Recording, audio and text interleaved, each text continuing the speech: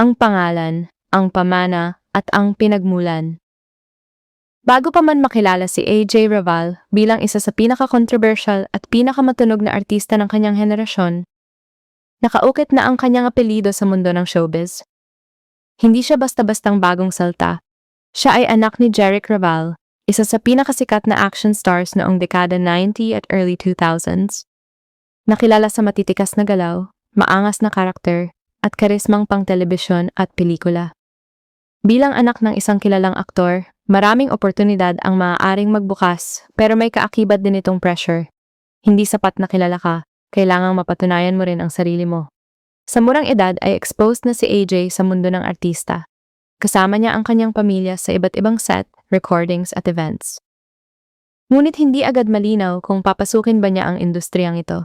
Sa katunayan, may fast sa buhay niya na mas naging interesado siya sa social media, personal expression, at pagbuo ng sariling identity kaysa sa pag-aartista.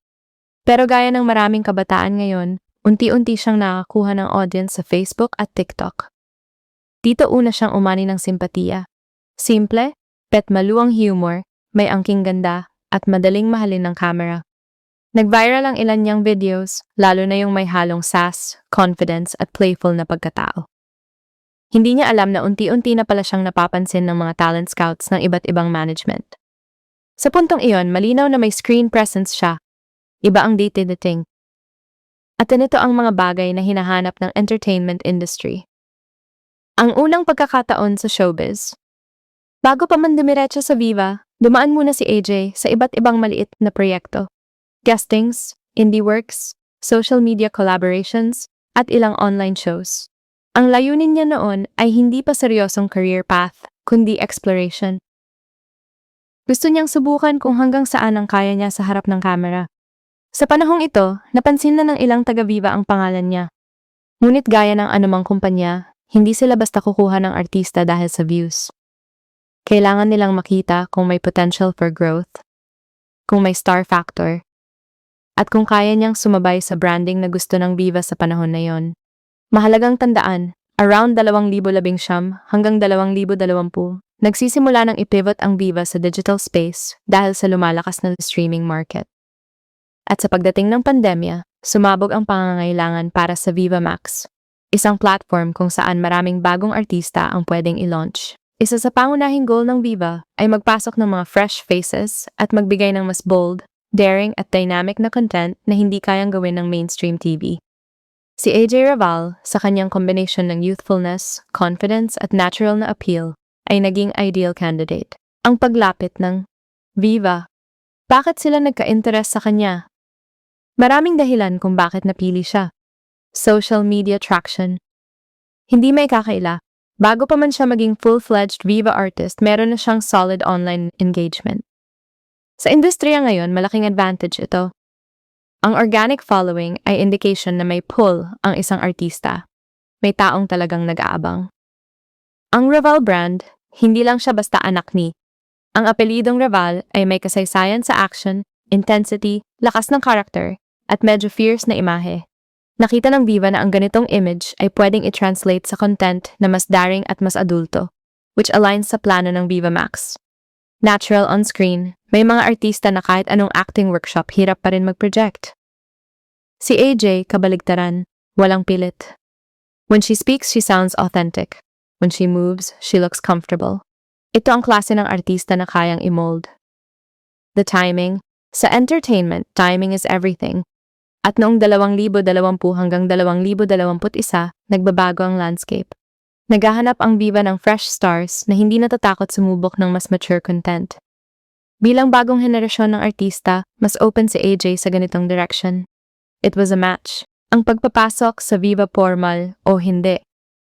Ayon sa mga kilalang accounts, dumaan si AJ sa proseso na karaniwang dinaraanan ng mga bagong artista.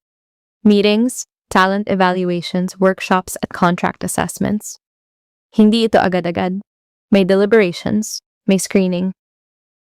Sa Viva, bago ka tanggapin bilang part ng roster, may mga titingnan.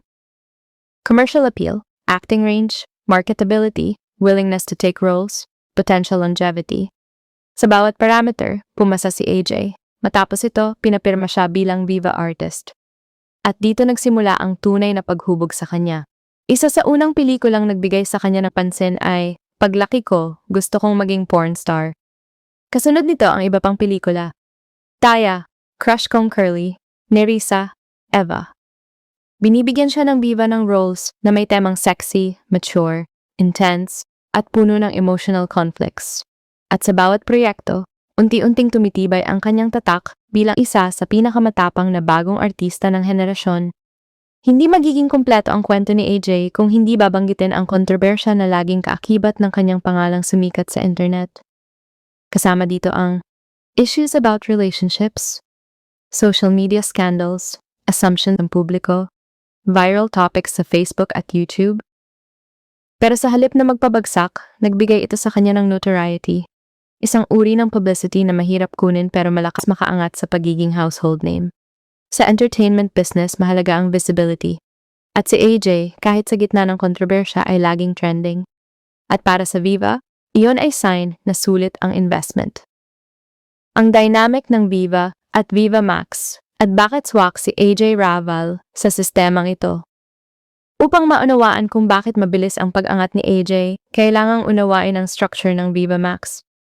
Viva Max thrives on mature content. Ito ang kanilang niche. Hinahanap nila ang actors na kayang magbigay ng emotional depth sa adult themes. Si AJ, bukas sa ganitong work, kaya sulit siya. Viva Max elevates fresh faces. Unlike mainstream TV na paulit-ulit ang artista, Viva Max is known for launching new personalities. At isa si AJ sa pinaka-successful na launch. Viva has a long-term plan. Hindi random ang mga roles. Bawat project ay may plano upang i-build ang artist. From supporting to lead roles, from soft sensuality to more mature dramatic roles. Ito rin ang pinagdaanan ni AJ. Ang transformasyon ni AJ Raval bilang artista. Sa bawat proyekto, makikita ang pag-evolve niya. Mula sa pagiging social media personality, full-fledged actress. Hindi lamang siya pumuposte ng videos. Marunong siyang magdala ng eksena. Natutunan niyang kontrolin ang facial expressions, timing, at emotional transitions. Mula fresh fierce, unti-unting tumitindi ang roles niya. Pero hindi lang ito sensuality. May layers, may lungkot, may away, may vulnerability. Mula anak ng artista sariling pangalan, ito marahil ang pinakamahalagang milestone. Hindi lang siya anak ni Jeric Raval, siya mismo ang AJ Raval Mbembika, isang independent name na may sariling hatak. Ang trabaho, ang pagod, at ang mga sakripisyo. Hindi madali ang pagiging Viva Max actress. Mahaba ang shoot hours, emotionally draining ang mga eksena, at madalas ay physically demanding. Kailangan mo ring kayanin ang judgment ng tao, lalo na sa social media. Pero sa kabila nito, nagpakatatag si AJ. Nakipagtrabaho siya sa iba't ibang directors. Ang epekto ng kanyang sikat na pangalan sa Viva Max. Hindi lang si AJ ang nakinabang sa Viva Max, nakinabang din ang Viva Max sa kanya. Ang paglitaw niya ay nagbigay ng bagong energy sa platform. Tumaas ang viewership, dami ng subscribers, popularity ng mga pelikula, social media presence ng Viva Max. Si AJ ay naging isa sa mga mukha ng streaming platform sa Pilipinas. Ang pagpapatuloy ng kanyang karera. Matapos ang mga unang taon niya sa Viva Max, nag-iba ang trajectory niya. Naging mas selective siya sa roles. Mas pinili niya ang projects na may mas malalim na kwento at mas mataas na artistic value. Kasabay nito, nagsimula rin siyang magkaroon ng mga proyekto sa TV, mainstream media, at mas malaking press exposure. Hindi man mawala ang kontrobersya, pero lumalakas naman ang kanyang kredibilidad bilang actress. Ang kanyang journey sa Viva Max ay nagsilbing launchpad, pero ang tunay niyang destinasyon ay mas malawak pa. Bakit siya nakapasok sa Viva Max ang pinakadiwa ng kwento? Kung iuuwi sa pinaka-esensya, si AJ Raval ay nakapasok sa Viva Max dahil may natural siyang screen appeal. May social media following siya bago pa man sumikat. Nakita ng Viva ang potential niya sa adult-themed content. May established showbiz lineage. Nagsabay ang timing ng rise niya at pag-launch ng Viva Max. Handa siyang sumubok ng hindi kaya ng karamihan. Professional at committed siya sa craft. Trending personality siya na may malakas na recall. Sa madaling salita, naging perfect match ang personality niya at ang vision ng Viva Max. At dahil dito, siya ay naging isa sa pinakamahalagang pangalan sa streaming revolution ng Pilipinas. Konklusyon: ang legacy at ang pagpapatuloy.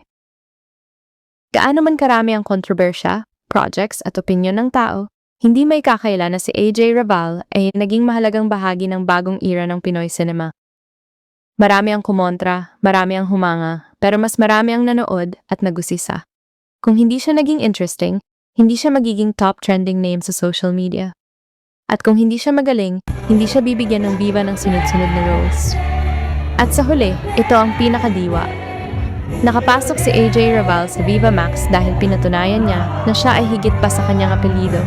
Isa siyang personalidad na kayang magdala ng sariling mundo, sariling project at sariling audience. At ang pagpasok niya sa Viva Max ay hindi aksidente. Ito'y resulta ng talento, timing, tapang, at angking charisma na bihira makita sa bagong henerasyon ng artista.